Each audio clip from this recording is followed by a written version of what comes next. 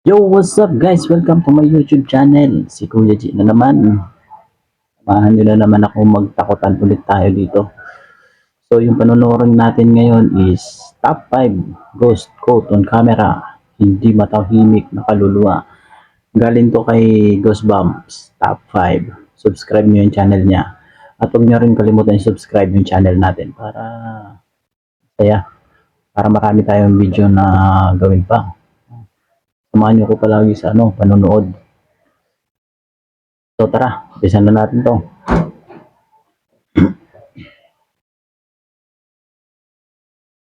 Hihina na naman yung work natin On this April. Uy, may clothing line na si Verb Cypher. Ayos Goosebumps Top 5. Ikaw kayo dyan guys. Top 5 Ghosts Caught on Tape. The Passerby. Habang natutulog pa ang lahat, si Dane Morgan ay naghahanda na para pumasok sa kanyang trabaho. Tahimik ang paligid at wala ding ibang tao pa ng mga oras na yun. Habang siya ay papunta sa kotse, may nakuhaan ang CCTV niya na nagbigay ng takot sa kanya. Hindi siya naniniwala sa mga paranormal, pero napaisip siya dahil sa videong ito.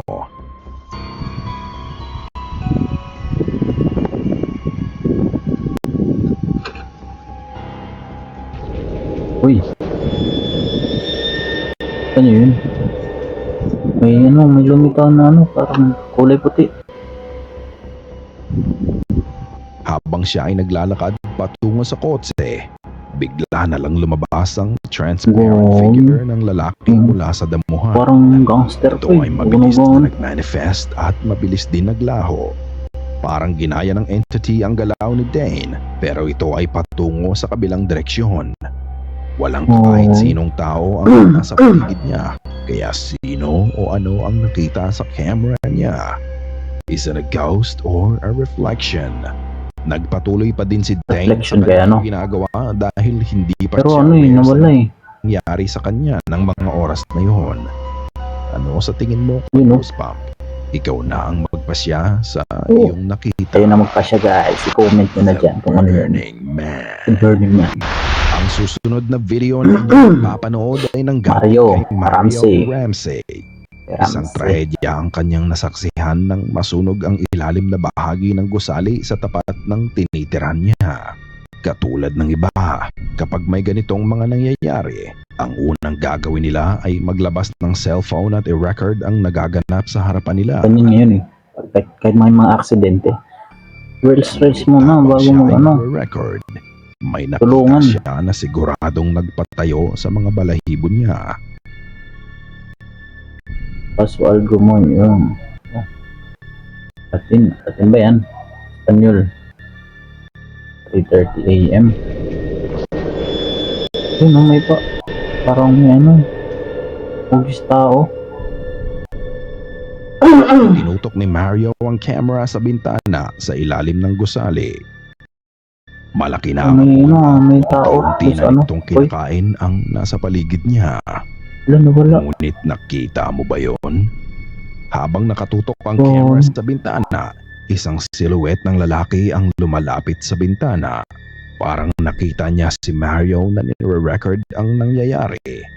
Nawala siya. Silhouette figure ay parang nasusunog din.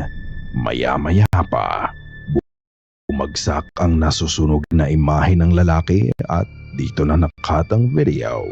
Sinubukan kong alamin kung saan sa Mexico nangyari ito at kung may namatay ba sa sunog. Unfortunately, madaming kaso ng sunog ang naganap sa kanila at hindi ko mahanap ang mismong balita sa gusali na to. Ano kaya ang nakuha ni Mario? Daming nasusunog sa Mexico. Ito ba ay kaluluwa ng tao hihingin ng saklolo hanggang sa kanyang huling hininga? Kayo na ang bahalang humusga. Talaga? Muddy Road. Makikita sa video na ito ang grupo ng mga kalalakihan na tinutulungan ng isang truck Julio sa Lopez. maputik na bahagi ng daan. Ito ay nangyari sa Mexico. Ang mga lalaki ay nagtatrabaho sa logging company. Kinukuha nila ang proseso ng kanilang ginagawa. Pero may nahagip ang camera nila na wala sa lugar. Ano yun? Uy. Ayan nga, may white lady. Habang sinusubukan nilang idaan ang malaking truck sa maputik na daan, Ayun na. Oh, ba't ano post? makikita ang paglitaw ng isang babaeng nakaputi Ayun o, sa sige, likod lead nito. mo yan o. Ito ay may mahabang White buhok lady. at nakasuot ng mahabang gown at hindi rin gumagalaw. Kakaiba ang suot nito kumpara sa mga lalaking Ayun nasa o, haba pa ng niya. buhok. Sa simula din ng footage, bago i-zoom in ang video, hindi mo makikita ang babae. Pero pagbalik ng camera sa bahaging yun, bigla na lang lumitaw ang figura. Ano nga kaya ang nakuhaan nila sa camera? Ito kaya ay ligaw na espiritu na nagkaroon ng malagim na trahedya sa lugar na yon? Sible, Yun sible yan. na ang bahalang magpasya. Daughters Pabantayan sa ano eh. Sa kalsada. Mimic. Ang susunod na video ng inyong mapapanood ay pinost ni Brandy sa kanyang TikTok. Isang Brandy's gabi Warren. habang ang asawa niya ay natutulog sa kanilang sala. Nakita niya ang pagbukas at sindi ng ilaw sa kwarto ng anak nilang babae. Alas 2 na ng madaling araw yon kaya akala niya ay gising pa ang anak nila. Ganon pa man, inilabas niya ang kanyang camera para videohan ang nangyayari. Ito ang kanyang nakuha.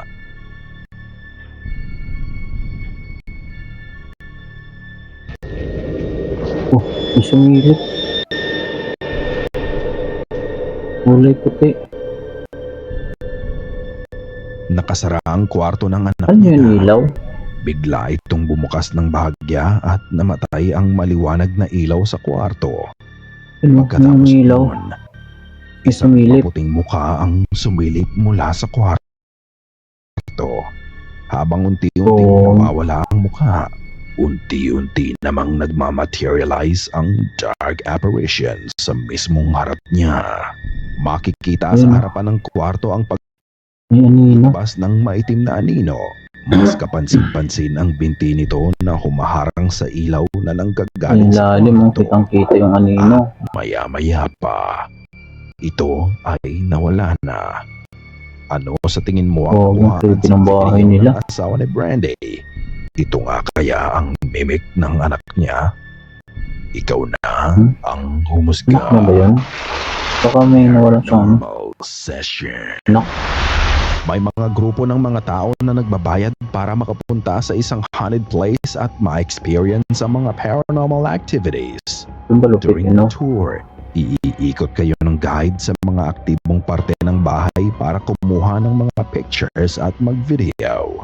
Sa huling parte ng haunted tour na to, magsasama-sama ang grupo para sa isang session kung saan may kasama silang medium para makipag-communicate sa mga espiritu o elemento sa Grabe naman pala dun bahay. sa kanila ng During gano'n. the session, ito ang nangyari. Grupo-grupo pala.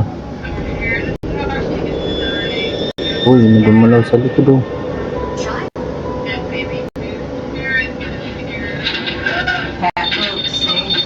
Habang ang grupo ay nagsasagawa ng kanilang session, Ano yun, tako? bigla na lang gumalaw ang metal rod sa likod ng medium. Metal.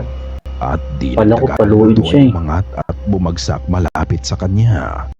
Dahil sa nangyari, naggulat ang lahat at ayon sa post, dali nilang pinuntahan ang CCTV recordings para makita ang nangyari. Ano kaya ang dahilan para gumalaw ang metal rod? Is it a work of a spirit or staged act? Whatever the reason may be, kung may witness mo to personally, staged man o hindi. Oh, totoo nga no, kasi hunted yung binuntahan nila eh. Pero sa huli, ano sa tingin nyo? Real or hoax? Ikaw na ang humusga. Napakalupit.